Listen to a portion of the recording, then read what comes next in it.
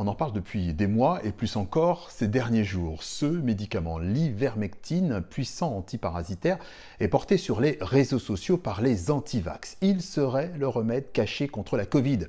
Mais qu'en est-il vraiment ?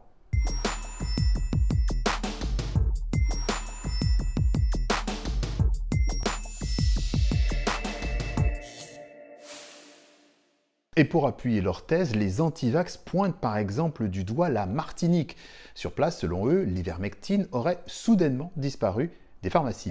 Nous, ce qu'on suspecte, là j'ai eu des nouvelles de Martinique avant-hier et on nous a expliqué que toute l'ivermectine avec laquelle ils se soignaient a été raflée par les gendarmes et mis en sécurité dans un hôpital. Mais ce n'est pas ce que disent les pharmacies et les grossistes sur place.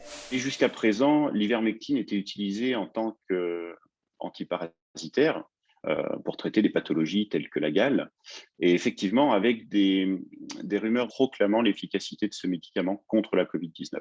Effectivement, les besoins que nous rencontrions habituellement par le passé étaient bien inférieurs à ceux qui ont été ces dernières semaines. Là, nous avons fait face à un pic de distribution de ce médicament, de prescription de ce médicament, qui a épuisé les stocks présents chez les grossistes. Et à Marseille, en région PACA, l'ARS rappelle qu'il n'y a pas non plus de rupture de stock et que l'efficacité de cette molécule pour traiter la Covid n'est pas démontrée. Des études en laboratoire montrent que l'ivermectine peut ralentir la reproduction du virus de la Covid-19 in vitro, mais à des concentrations incompatibles chez l'homme. Il y a une forme, il faut le dire, d'ivermectine qui peut être prescrite pour les humains, mais sous une forme et sous des doses qui sont différentes. Là, on parle d'un autre produit. C'est toujours un agent antiparasitaire.